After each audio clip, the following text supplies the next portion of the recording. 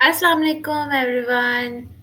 My name is Minahil Wali and I am 16 years old.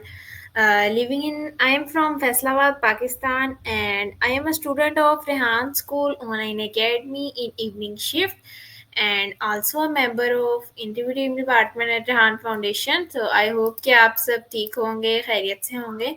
सो आज मेरे पास एक बहुत ही ज़बरदस्त सा टॉपिक है, बहुत ज़बरदस्ती मैंने टेकटॉक देखी जिसके स्पीकर का नाम है गाय कट्स, और उनका टॉपिक है द पावर ऑफ पॉजिटिविटी.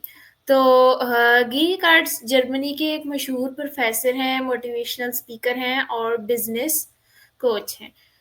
वो दुनिया के मुख्तलिफ ममालिक में जाकर लोगों को ये सिखाते हैं कि मुस्बत रवैया, पॉजिटिविटी कैसे अपनाया जाए और कामयाब ज़िंदगी कैसे गुजारी जाए. इनके लेक्चर हमेशा इंटरेस्टिंग एग्जांपल्स और फ़नी अंदाज पे होते हैं, इसलिए लोग इन्हें बड़े शौक से सुनते हैं. वो यूनिवर्सिटियों और बड़े-बड़े अदारों में पढ़ाते हैं और ट्रेनिंग भी देते हैं.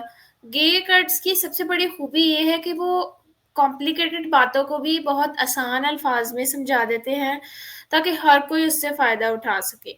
तो इनका मानना है कि इंसान की असल ताकत इसके रवैये और सोच में छिपी है. अगर ये मुस्बत हो तो ज़िंदगी का हर पहलू बेहतर बन सकता है. तो गे कर्ट्ज़ ने अपनी तकरीर में सबसे पहले इस बात पर ज़ोर दिया कि दुनिया में बहुत सी चीज़ें ऐसी हैं जो हमारे कंट्रोल में नहीं होती. मिसाल के तौर पे मौसम कैसा होगा, दूसरे लोग हमारे साथ किस तरह का बर्ताव करेंगे या अचानक हमारे साथ कोई मसला पेश आ जाए. ये सब हमारे हाथ में नहीं होता, लेकिन एक चीज़ हमेशा हमारे इख्तियार में होती है, वो है हमारा अपना रवैया. अगर हम मनफी सोच अपनाते हैं तो हर छोटी बात से हमें दुख और गुस्सा होगा, लेकिन अगर हम मुस्बत रवैया रखते हैं तो मुश्किल से मुश्किल हालात भी हमारे लिए सीखने और आगे बढ़ने का मौका बन सकते हैं. इसलिए स्पीकर कहते हैं कि हमें अपनी सोच को कंट्रोल करना सीखें, क्योंकि यही कामयाबी और खुशी की असल बुनियाद है.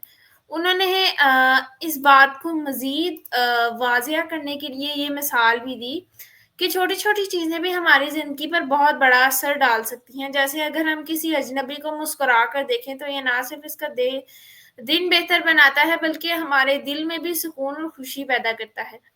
इस तरह के मुस्बत रवैये सिर्फ हम तक महदूद नहीं रहते, बल्कि दूसरे लोगों तक भी पहुंचते हैं और वो भी ज्यादा खुश और पुरजोश हो जाते हैं. ये एक ऐसी जंजीर की तरह है जो आगे बढ़ती जाती है और आहिस्ता आहिस्ता पूरे माहौल को खुशगवार बना देती है. इससे हर किसी को फायदा होता है और हर कोई फिर खुश भी होता है.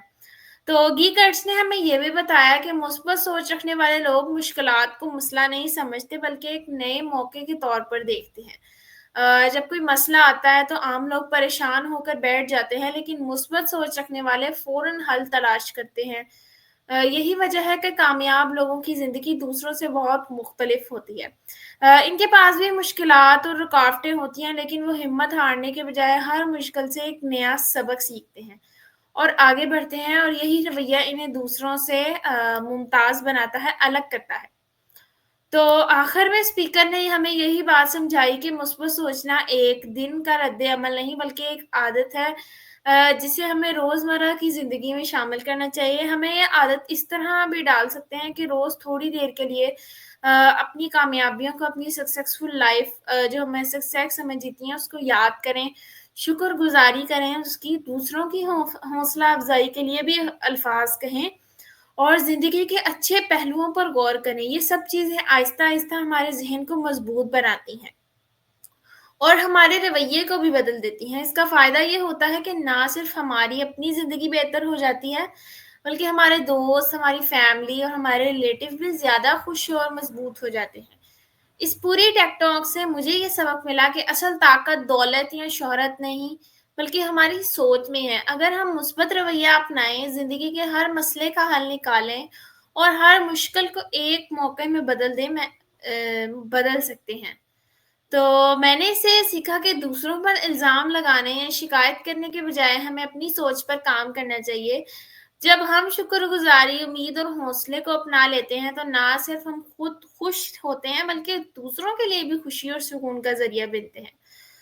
تو اور مثبت سوچ ہی کامیابی اور پرسکون زندگی کی سب سے بڑی طاقت ہے، تو یہ اس کا امپورٹنٹ پوائنٹ تھا ٹیک ٹاک کا۔ تو امید کرتی ہوں کہ آپ کو میری ٹیک ٹاک کا ریویو اچھا لگا ہوگا، تو نیکسٹ ریویو تک کے لیے اللہ حافظ۔